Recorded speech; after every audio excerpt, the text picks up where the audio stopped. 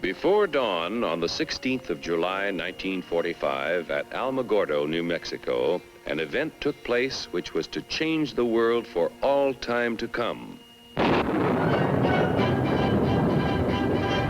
The atomic age was born. There is no denying that since that moment, the shadow of the atom bomb has been across all our lives.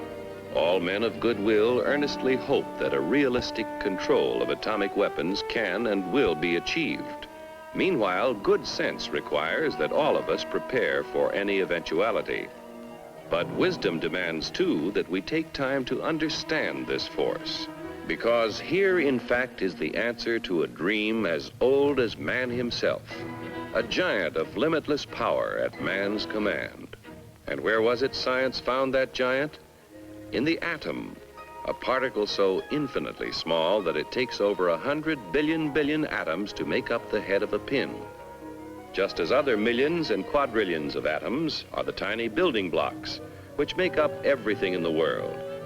Ships and shoes and sealing wax and cabbages and kings. Although no one has ever seen an atom, scientists have learned a great deal about how they behave. And there are widely accepted theories as to what they're like. Let's start by meeting a leading authority on the subject, Dr. Atom.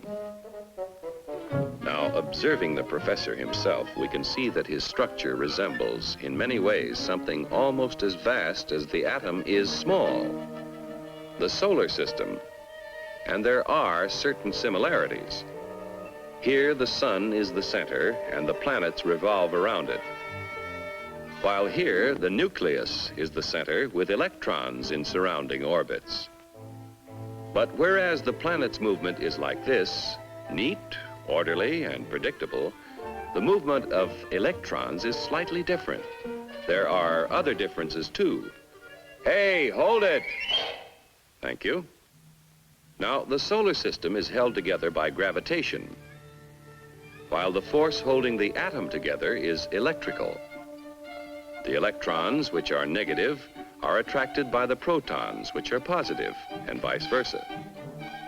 But here in the nucleus are other particles with no electrical charge, called neutrons. Very important characters, too, as we shall see. And equally important when it comes to atomic energy is what scientists call the atom's binding force. It's a kind of cosmic glue holding the nucleus together. This, then, is a single atom, but certainly not all atoms are alike. There are, in nature, more than 90 basic elements, which is science's term for families of atoms. To scientists, the atoms of the individual atom families, or elements, are identified by number, that is, the number of protons or positive charges in their nucleus. And they vary all the way from hydrogen, which has just 1 proton, to oxygen with 8 protons, to gold, he's rich with 79, finally on to the heaviest of all natural elements, uranium with 92 protons. Now, within each element, or family of atoms, there can be different members, each one having the same number of protons, but differing in the number of neutrons. The total of an atom's protons and neutrons is its atomic weight. Thus, in natural uranium, we have U-234, U-235, and U-238. These different members of the same element or atom family, science calls isotopes. Some elements, tin for instance, have a great many isotopes. Others, like aluminum, are lone wolves with just 1. Now, most atoms of most elements are content with their lot in life. We speak of them as being stable, but others are busy day and night, being what science calls radioactive. Like radium, throwing off powerful rays along with some of its neutrons and protons, until it actually alters its own nuclear structure and changes to another family, and then to another, until it does become stable at last. This spontaneous changing of elements is called natural transmutation. Its discovery gave men of science an idea. If an atom could change itself, why couldn't man change an atom? Using as bullets the very particles which radium threw off, a noted British scientist bombarded nitrogen and converted it to oxygen. In terms of individual atoms, this is what happened. The radium nucleus threw off an alpha particle consisting of 2 protons and 2 neutrons. One of the protons was absorbed into the nitrogen nucleus, turning it to oxygen. This was artificial transmutation, man changing the elements. From that first experiment, others by the thousands followed as scientists devised ever more powerful particle accelerators, commonly called atom smashers, to transmute more and more kinds of atoms. All scientifically important, but hardly world-shaking. Then, in 1939, some scientists were experimenting with transmutation of uranium. What would happen, they wondered, if they fired a neutron at a uranium nucleus, already the heaviest in nature? Why not try? So they tried. And the result? Nuclear fission. Instead of a minor change, the atom split in 2. Truly a discovery to change the world. For what had happened when the uranium atom split was a kind of double miracle of science. Half of the miracle concerned that binding force we spoke of before, that kind of cosmic glue which holds the atom's nucleus together. We still don't know all about that binding force yet, but we do know it is equivalent to mass. Therefore, we may speak of it as having a kind of weight of its own.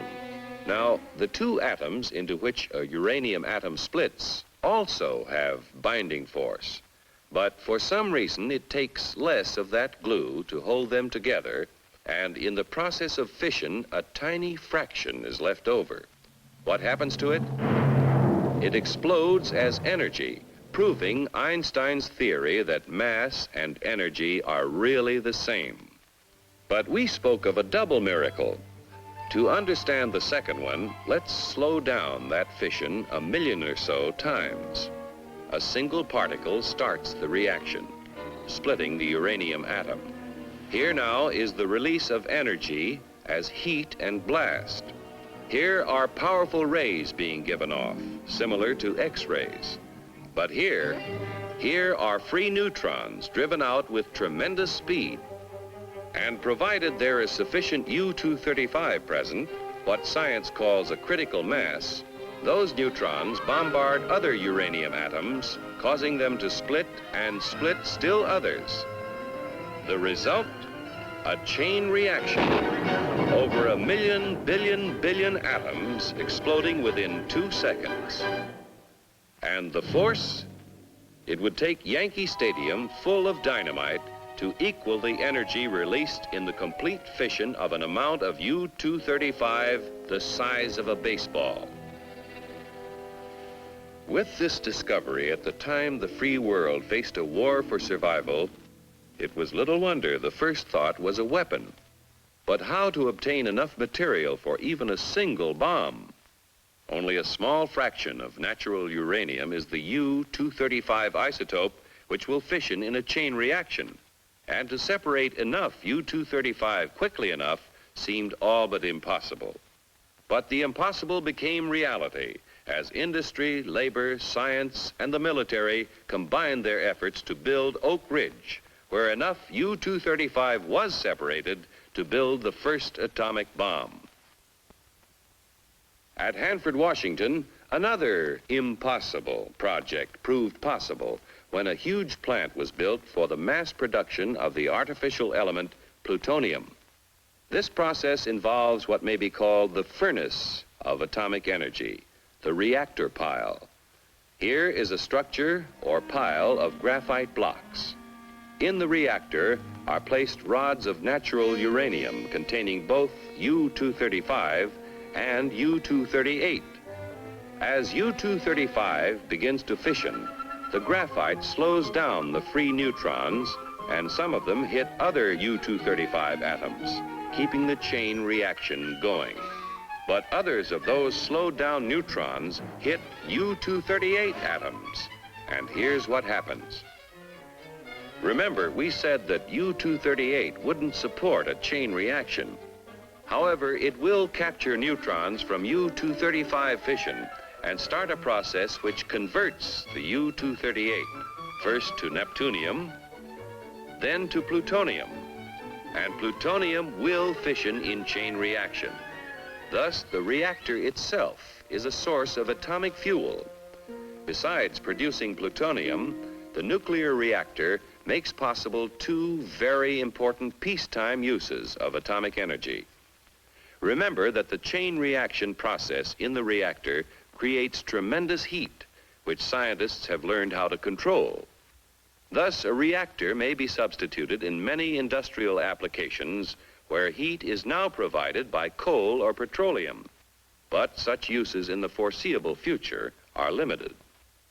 For one thing, a reactor pile must be shielded to protect the workers around it from dangerous radiation, and this shielding adds tremendous weight.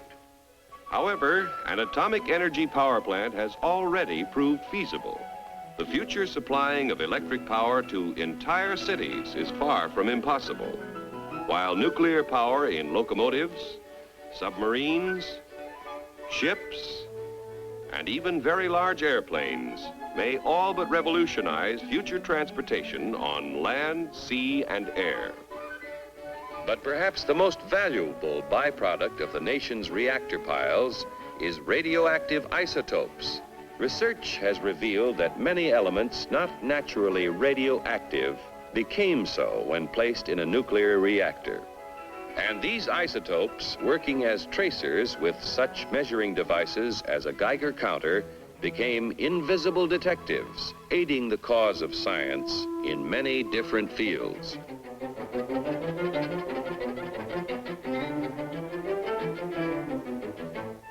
In agriculture, isotopes are now used to test such things as the effect of fertilizers on plant growth and the proper timing for their use, helping to assure bigger and better yields from tomorrow's farms.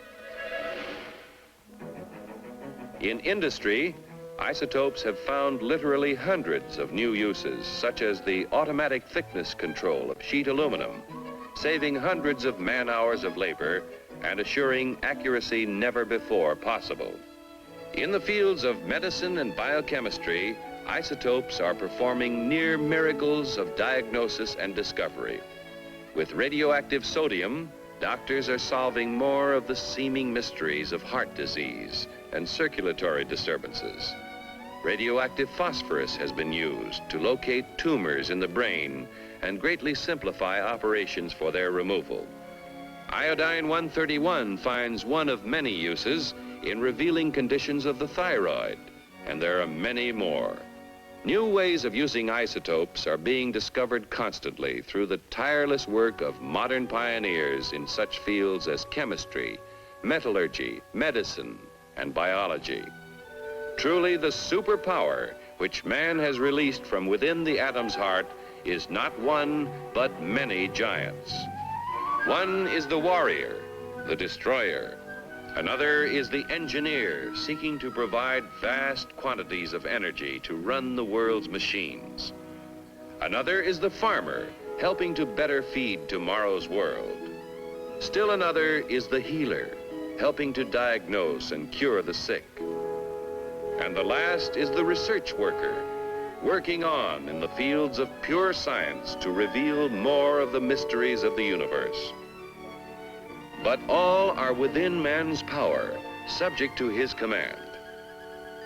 On man's wisdom, on his firmness in the use of that power, depends now the future of his children and his children's children in the new world of the atomic age.